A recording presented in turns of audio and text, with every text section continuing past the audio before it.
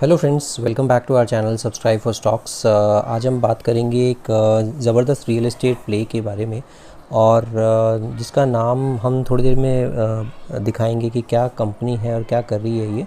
उससे पहले आप सभी ने आई एम श्योर काफ़ी अच्छा पैसा बनाया होगा। आईडीबीआई बैंक जो मैंने लास्ट आपको बताया था, जिसमें कि डिसइन्वेस्टमेंट की खबरें हैं, और मैंने आपको लेवल्स एंड टारगेट्स भी बहुत अच्छे से क्लियरली डिमार्केट करके बताए थे। उसके अलावा आपने रेडिको खैतान में जो मैंने आपको लास्ट टू लास्ट वीडियोस बताई थी, उसमें भी काफ़ी अच्छे से वो रेडिको खैतान ने भी काफ़ी अच्छे रिटर्न्स दिए हैं। I am sure you all made lot of money from those kind of stocks also. For these kind of investment ideas you can subscribe my channel and hit the bell icon, and अगर आपका कोई suggestion है तो definitely share those suggestions with me. Let's quickly talk about this video. आज हम बात करेंगे India bulls real estate, और इसके आज ही रिज़ल्ट्स भी आए हैं, द क्वार्टरली रिज़ल्ट्स, और वो भी बहुत ज़बरदस्त रिज़ल्ट आए हैं। और अगर आप देखेंगे थोड़ा सा फाइनेंशियल्स के बारे में अगर आप देखते हैं तो मार्केट कैप अगर देखेंगे तो 7,461 करोड़ का मार्केट कैप है। अभी ऑलमोस्ट 52 वीक हाई पर ही क्लोज़ हुआ है 164 रुपये पर, और अगर आप देखेंगे तो 175 इसका 52 वीक हाई है। स्टॉक का पी 40 के आसपास है, जबकि इंडस्ट्री का पी 31 है। एंड बुक वैल्यू अगर देखते हैं तो 67 रुपये का बुक वैल्यू है। अगर प्राइस टू बुक की बात करते हैं 2.44 टाइम्स है price to book. ROCE and ROE बहुत ग्रेट नहीं है, एंड रियल एस्टेट में आपको पता है हाईली केपेक्स ओरिएंटेड बिज़नेस होता है, इसी वजह से इस बिज़नेस में भी काफ़ी एंड उसके अलावा काफ़ी टाइम से इसमें जो लल पीरियड चल रहा है उसकी वजह से भी काफ़ी इनको बुरा समय देखना पड़ा है। और अभी आने वाला टाइम बहुत अच्छा है, वो भी हम आगे बात करेंगे। प्रमोटर की होल्डिंग आपको देख के ज़रूर ऐसा लग रहा होगा क्यों हम इस कंपनी के बारे में बात करें जो कि 12% ही है, उसके बारे में भी हम आगे डिस्कस करेंगे, तो चिपक के बनी रहिए इस वीडियो के साथ। आपको प्लेज परसेंटेज कुछ नहीं दिखेगी। प्रॉफिट आफ्टर टैक्स 185 करोड़ का दिख रहा है। डेट टू इक्विटी देखेंगे तो बहुत ही कंफर्टेबल पोजीशन में है ये company India bulls real estate. Reserves की बात करें तो 3,000 करोड़ के आसपास के रिजर्व्स हैं। EPS 4 रुपये का ही कमा के देती है। इंटरेस्ट कवरेज रेशियो थोड़ा सा कम है, 3 times, which is like low. अगर आप प्रॉफिट ग्रोथ की बात करते हैं तो वॉपिंग 180% का प्रॉफिट ग्रोथ है। थोड़ा सा कंपनी के बारे में समझ लेते हैं क्विकली कि कंपनी करती क्या है और किस तरह का इनका एक्सपोजर है और किस सेगमेंट से कितना ये रेवेन्यू कमाते हैं।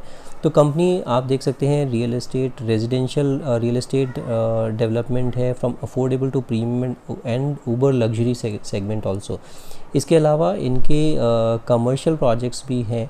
प्रोजेक्ट्स जो इन्होंने डिलीवर किए हैं वो कुछ co-delivered commercial development of over 3.3 million square feet in Mumbai, apart from delivering projects in Gurgaon, Chennai, Madurai, Ahmedabad and Thane.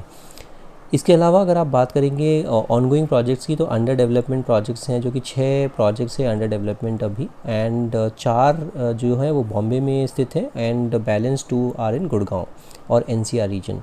Total net surplus की बात भी करेंगे तो from these projects amounted to 4980 crore. So net surplus आपको पता ही होगा, जितना भी प्रोजेक्ट में आप पैसा लगाते हैं उसमें से जितना आप बेच चुके हैं उसका पैसा जो आना है रिकवरेबल अमाउंट, एंड जो अभी बिका नहीं है प्रोजेक्ट माइनस जो उनका खर्चा हुआ है कंस्ट्रक्शन कॉस्ट जो है, उसको नेट सरप्लस अमाउंट बोलते हैं किसी भी रियल एस्टेट कंपनी के लिए, which is a very important parameter for any real estate company also. अगर आप इनके लैंड बैंक की बात करेंगे तो इनके पास अब ज़बरदस्त 1929 एकड़ का लैंड बैंक अवेलेबल है, which is more than 95% the land bank in its metro cities. तो बहुत ही अच्छा लैंड बैंक इनके पास अभी भी अवेलेबल है। प्रमोटर शेयर होल्डिंग की अगर आप बात करते हैं, रिड्यूस जो हो रही है जो promoter holding because of the completion of its merger with embassy group. तो एम्बेसी ग्रुप जो है बैंगलोर बेस्ड कंपनी है, उनके साथ इनका मर्जर कंप्लीट हो चुका है, मतलब सभी जगह से इनको ओहेड आ गया है, वेदर इट इज सेबी और NCLT और एनी अदर अथॉरिटीज़। तो उसी वजह से आपको प्रमोटर की जो होल्डिंग है वो रिड्यूस होती हुई दिख रही है। FY20 में जो प्रमोटर की शेयर होल्डिंग थी वो 38% से घट के अभी 12% रह गई है, और इन मार्च 2021। अगर आप इसके अलावा देखेंगे कि divestments in FY20, the company has sold the entire stake in century limited to Clivedale overseas limited, an entity owned by the promoters for an aggregate consideration of 1837 crore. Indiabulls infra estate, one of the wholly owned subsidiary companies of the group, has sold one of the commercial assets in Mumbai to the Blackstone group, and consideration कितना 675 करोड़ का consideration में। इन view of the reducing the debt. So debt reduce करने के लिए इन्होंने अपना जो stakes हैं वो सब बेचे हैं, and which is a good thing कि वो अपना डेट रिड्यूस करने के लिए बहुत ही जुडिशियसली काम कर रही है। अभी एम्बेसी ग्रुप में जो मर्जर होना है वो भी आपको पता होना चाहिए कि जो कंपटीशन कमीशन ऑफ इंडिया ने एंड सेबी ने अप्रूव कर दिया है merger of India bulls real estate limited into embassy group. जो कंबाइंड एंटिटी होगा उसका रीनेम जो होगा वो होगा embassy developments limited, and headquarter होगा वो मुंबई एंड बैंगलोर में, को हेडक्वार्टर्ड होगा मुंबई एंड बैंगलोर में, बिकॉज इंडिया बुल्स का हेडक्वार्टर मुंबई में है, एम्बेसी ग्रुप का हेडक्वार्टर बैंगलोर में है। जो कंपनी जो वैल्यू हुई थी वो 92 रुपीज़ पर शेयर पे हुई थी, and swap ratio of 6.6 shares of the company for every 10 shares of Nam Estates Private Limited. तो हर 10 शेयर के अगेंस्ट में 6.6 शेयर्स मिलेंगे आपको इंडिया बुल्स रियल एस्टेट के।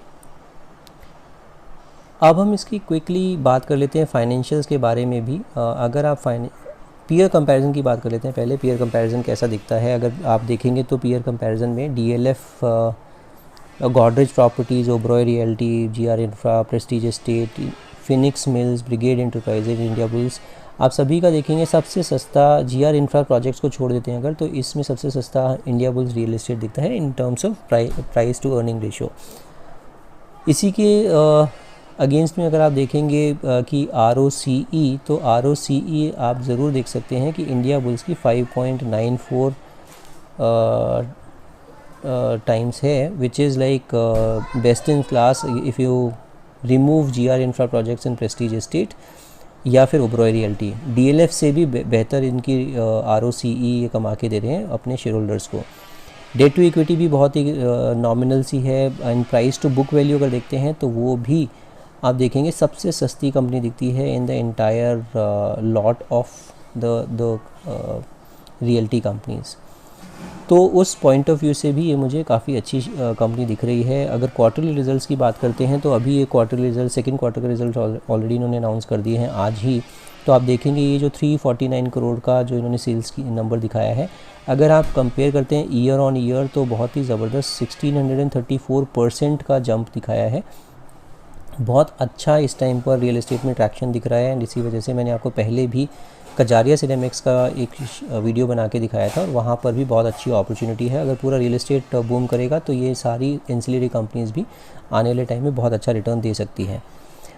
इसी के अगेंस्ट में अगर आप देखेंगे अगर ऑपरेटिंग प्रॉफिट, तो वो भी 22 करोड़ 22.5 करोड़ का रियल एस्टेट कंपनीज रडार पे आई हैं, बिकॉज वापस से काम शुरू हो गया है। और इसी वजह से अगर आप देखेंगे तो नेट प्रॉफिट भी इस क्वार्टर में 5.54 करोड़ आया है, जो कि लास्ट ईयर 76 करोड़ का लॉस था। तो लॉस से प्रॉफिट में आई है YOY। अगर आप जून देखेंगे तो 94 करोड़ का लॉस था, उससे पहले 109 करोड़ का लॉस था। दिसंबर से इसने प्रॉफिट दिखाना शुरू किया है, तो अच्छी ट्रेजेक्ट्री पर ये कंपनी मुझे दिखती है। अगर ईयर ऑन ईयर अगर हम कंपैरिजन करते हैं तो सेल्स नंबर आप देख सकते हैं कि 2010 में 129 करोड़ की सेल्स करती थी, जो कि बढ़कर अभी आज की तारीख में हो गई है 2322 करोड़। ये ट्रेलिंग 12 मंथ्स का मैं डेटा दिखा रहा हूँ, और ट्रेलिंग 12 मंथ्स के डेटा में भी आपको दिखेगा कि ट्रैक्शन बहुत ज़बरदस्त है इस पर्टिकुलर इंडस्ट्री में। तो आने वाला टाइम भी बहुत ज़बरदस्त दिखता है मुझे इसमें। और ऑपरेटिंग इनकम अगर आप बात करते हैं 180 करोड़ का ऑपरेटिंग प्रॉफिट शो किया था, जो कि आज ट्रेलिंग 12 मंथ्स में 337 करोड़ का प्रॉफिट हो गया है ऑपरेटिंग प्रॉफिट की अगर बात करते हैं। नेट प्रॉफिट की अगर बात करते हैं तो मार्च 2021 में 4 करोड़ का नेट प्रॉफिट था, आज की तारीख में 185 करोड़ का ज़बरदस्त प्रॉफिट इन्होंने शो किया है, और ये भी बहुत अच्छा डेटा है। बैलेंस शीट की भी बात करेंगे तो जैसे मैंने आपको पहले बताया था कि अपना ये डेट रिड्यूस कर रहे हैं, और बोरोइंग्स में आपको क्लियरली विजिबल दिखेगा कि 2737 करोड़ था मार्च 2020 में, उससे पहले 6000 करोड़ तक ये पहुंच चुका था। 9000 करोड़, 6000 करोड़, 6500 करोड़ का ये जो डेट था वो अभी आज के दिन में सिर्फ 1223 करोड़ का डेट रह गया है कंपनी के ऊपर। तो ये भी बहुत अच्छी चीज़ है कि कंपनी डेट को धीरे धीरे रिड्यूस कर रही है। शेयर होल्डिंग पैटर्न की बात कर, इन्वेंट्री डेज़ आप देख लेते हैं तो इन्वेंट्री डेज़ बहुत इंपॉर्टेंट पैरामीटर है इस तरह की इंडस्ट्री में, जो कि 5000 दिन तक पहुंच चुका था, वो अब हाफ रह गया है अगर आप देखेंगे मार्च 2021 में, जो कि सिर्फ 2595 दिन रह गया है। तो this is something which is a very interesting data to show कि ये कंपनीज वापस से अपनी पास्ट ग्लोरीज अचीव करने के लिए बिल्कुल रेडी है and this is the right time to invest in this kind of realty stocks. Promoter की होल्डिंग मैंने आपको पहले ही बता दी कि 11-12% क्यों है, क्योंकि ये जो है मर्ज हो रही है एम्बेसी ग्रुप के साथ, और इसी वजह से आपको यहाँ जो पब्लिक का जो होल्डिंग दिख रही है वो 69% जो आपको दिख रही है आज की तारीख में, वो पब्लिक नहीं है, और पब्लिक में ही क्लासिफिकेशन किया हुआ है embassy property development private limited का। तो ये जब ये प्रमोटर हो जाएगी तो ये एम्बेसी प्रमोटर के तरह से ट्रीट होनी शुरू हो जाएगी। सो ये हो गया, क्विकली मैंने आपको दिखाया। इसके अलावा एक चीज़ और इंटरेस्टिंग डेटा मैं आपको दिखाता हूँ। तो अगर मर्जर के बाद जो कंबाइंड एंटिटी होगा वो उसका साइज़ कैसा होगा और स्केल कैसा होगा, अगर वो बात करते हैं तो अगर आप देखेंगे तो number 1 in surplus launched projects in crores. अगर कंबाइंड एंटिटी का 10,667 करोड़ का ये सरप्लस होगा, जबकि डीएलएफ का 10,442 करोड़ है, प्रेस्टीज का 7,600 करोड़, शोभा डेवलपर्स का 7,500 करोड़। तो नंबर 1 ये हो जाएगी इन टर्म्स ऑफ सरप्लस।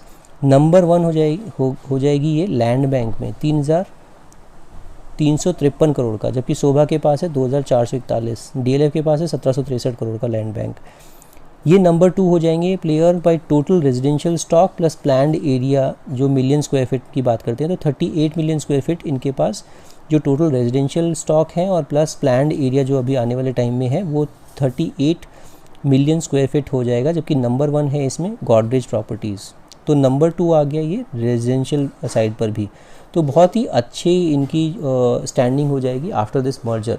एक ये मर्जर स्नैपशॉट, एक चीज़ और आप देख सकते हैं कि अगर एम्बेसी ग्रुप और इंडिया बुल रियल एस्टेट की देखेंगे तो अगर ओवरव्यू देखते हैं तो residential and commercial assets in India leading commercial market with total launched and planned area of 56 million square feet है सिर्फ एम्बेसी के पास। इसी तरह से 24.6 मिलियन स्क्वायर फीट है इंडिया बुल्स के पास।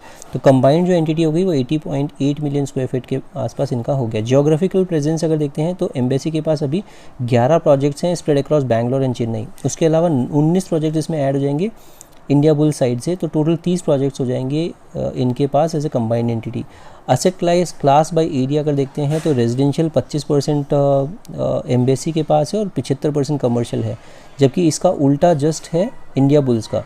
तो ये दोनों जो कॉम्बिनेशन है बहुत डेडली कॉम्बिनेशन हो जाएगा और बहुत ही बैलेंस कॉम्बिनेशन हो जाएगा। इंडिया बुल्स के पास 95% रेजिडेंशियल से आता है, जबकि एम्बेसी के पास 75%।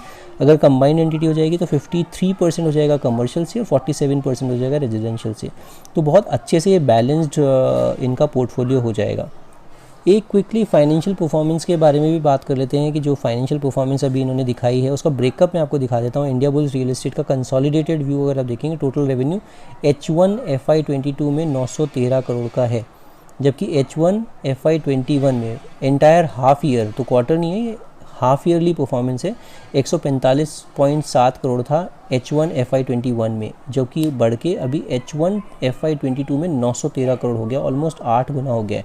एक्सपेंस की बात करते हैं तो 868 करोड़, जबकि H1 में 314 करोड़ था, तो ऑलमोस्ट 2.5 गुना हो गया एक्सपेंस। तो इसी वजह से अगर आप प्रॉफिट बिफोर टैक्स की बात करते हैं तो लॉस था 169 करोड़ का, जो कि अब प्रॉफिट में आ गया है 45 करोड़ का।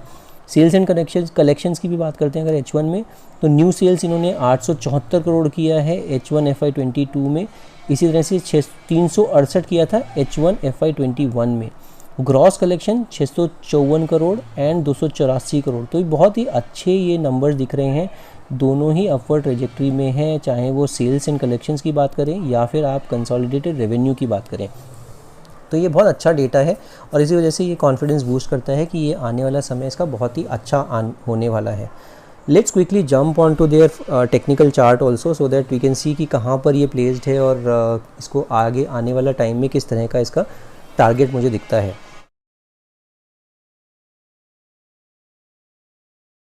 इससे पहले कि हम इसके इंडिया बुल्स के चार्ट पर जाएं, मैंने आपको दिखाया है ये रियल्टी इंडेक्स पूरा। रियल्टी इंडेक्स में कैसा ये इंडेक्स परफॉर्म कर रहा है, अगर आप देखेंगे तो ये बहुत ही ज़बरदस्त परफॉर्मेंस शो कर रहा है और अभी रिसेंटली ये ब्रेकआउट भी दिया है इसने वीकली के चार्ट पर। अगर आप देखेंगे तो 539 पर ये क्लोज़ हुआ है और यहीं पर इसका ये रेजिस्टेंस है जो कि पुराना रेजिस्टेंस है इसका 536 रुपये, 536.50 पे ये इसका रेजिस्टेंस था। कब का? 2011 का। ये जो 2011 का रेजिस्टेंस है, यहाँ पे अगर आप देखेंगे तो ये 2011 के रेजिस्टेंस को तोड़ के अब ये ऑलमोस्ट डेकेड ओल्ड स्टोरी वापस से री-इन्वेंट हो रही है, और इसी वजह से मैं इस पूरे सेक्टर पर बहुत ही ज़्यादा बुलिश हूँ। और आप भी देख सकते हैं कि बहुत क्लियर ये विजिबल है ऑन द चार्ट्स ऑल्सो। तो ये 2011 का रेजिस्टेंस तोड़ के इसने ऊपर बंद दिया है, और तो रियल्टी इंडेक्स में 539 पे क्लोज हुआ है, जो कि 536 क्रॉस करके इसने बंद दिया है। तो realty as a sector also it is performing quite well, और रेजिस्टेंसेस तोड़ के ऊपर बंद हो रहा है। अब अगर हम इंडिया बुल्स रियल एस्टेट की बात करते हैं, उसका चार्ट हम देखते हैं। ये मैंने आपके सामने इंडिया बुल्स रियल एस्टेट का चार्ट लगाया है, और यहाँ पर भी इसने अपना एक रेजिस्टेंस तोड़ा है जो कि 126 रुपये 70 पैसे का, जो आज की तारीख में इसका एक सपोर्ट की तरह भी काम करेगा। या तो आप इसको सपोर्ट ले सकते हैं, या फिर आप इसका सपोर्ट इसका 20 DMA को भी ले सकते हैं, विच इज़ 136 रुपीज़। 136 रुपये का स्टॉप लॉस लगाकर भी आप इसमें काम कर सकते हैं। अभी ले सकते हैं, बिल्कुल अभी के अभी ले सकते हैं। और अगर ये 175 रुपये के ऊपर निकलता है तो इसको और भी ले सकते हैं, और ऐड कर सकते हैं। और इसका आने वाला टारगेट मुझे जो दिखता है वो बहुत ही ज़बरदस्त टारगेट मुझे दिखता है, जो कि है 250-260 रुपये के आसपास। तो अभी भी बहुत ज़्यादा स्टीम इसमें बाकी है, और आने वाला टाइम रियल एस्टेट का होने वाला है। इसी वजह से मेरे को ये बहुत ही अच्छा लग रहा है। डिस्क्लेमर फिर से ये है कि ये मैंने इसको बाई किया है 145 रुपीज़ के आसपास। तो मेरे पास 145 के आसपास ये रखा हुआ है, और I might be biased, and that is the reason like I would suggest all of you to discuss it with your financial advisor and accordingly take a call. अगर आपको इसी तरह की इंटरेस्टिंग वीडियोस आने वाले टाइम पर भी देखनी है तो ज़रूर मेरा चैनल सब्सक्राइब कर लीजिए, एंड बेल आइकन दबाना बिल्कुल मत भूलिएगा। Thank you so much for watching this video. Will see you in the next video.